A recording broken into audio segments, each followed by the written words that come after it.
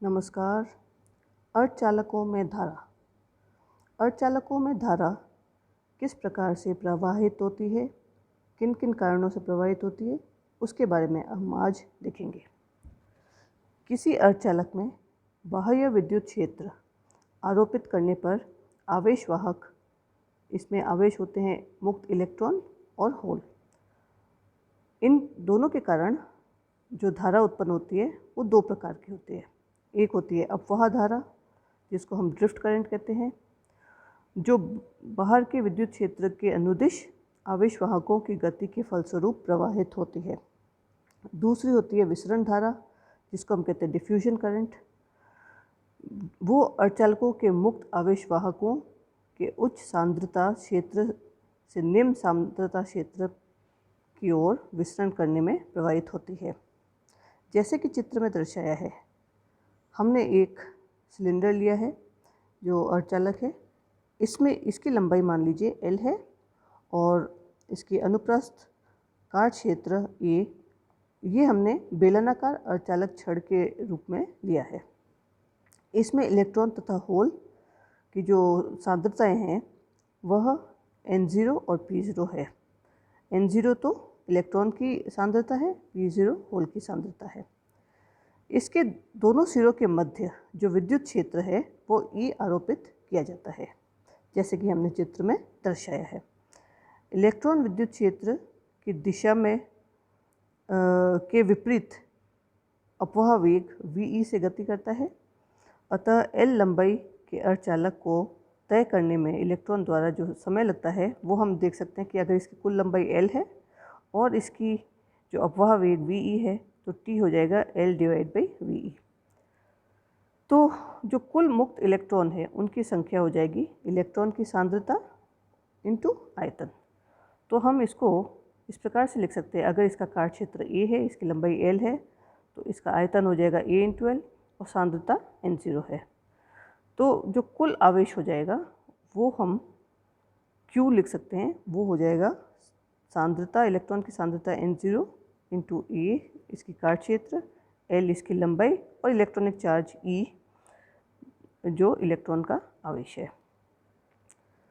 अब इसमें हम अगर वेग निकालना चाहेंगे तो इस वेग VE के कारण जो मुक्त आवेश है बेलन के किसी अनुप्रस्थ काट क्षेत्र T सेकेंड में पार करता है। क्योंकि इलेक्ट्रॉन से उत्पन्न धारा वो हो जाएगी Q/T, तो हम IE जो इलेक्ट्रॉन द्वारा उत्पन्न धारा है उसको हम इस प्रकार से लिख सकते हैं, जो कुल चार्ज है N0ALE/T। तो कुल धारा इस प्रकार से हो जाएगी। अगर हम T का मान L/VE रखते हैं तो IE का मान हो जाएगा N0eVEA, जैसे कि हमने इस इक्वेशन में दर्शाया है।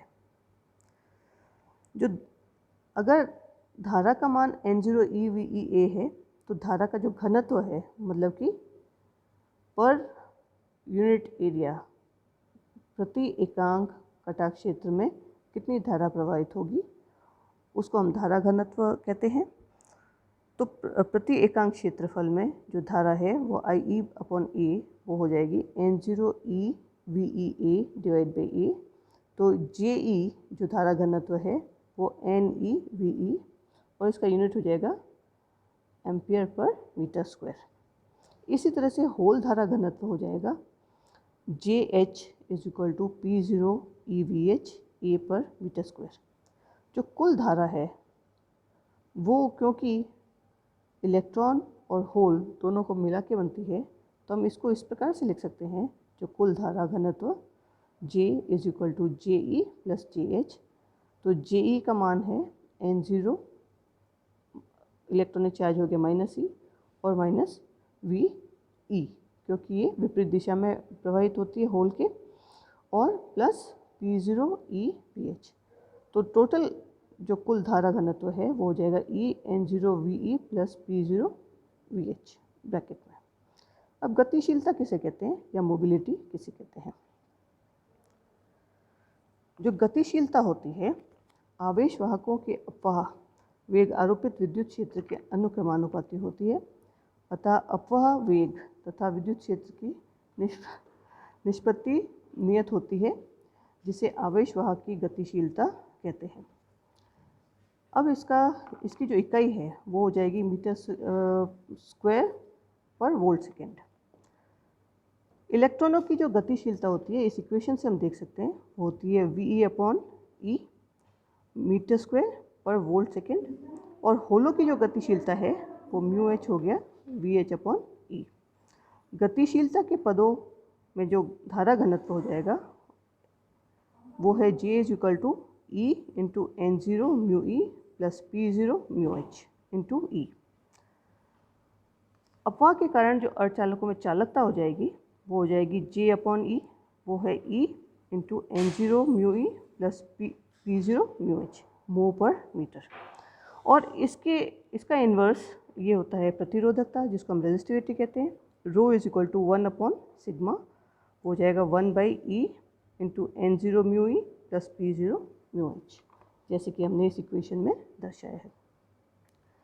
n अर्धचालकों के लिए जो चालकता है वो हम देखते हैं, वो सिग्मा n है, और N0n वो Nd के बराबर हो जाएगी, और सिग्मा n हो जाएगी E × Nd × μe + Ni² Nd × μH।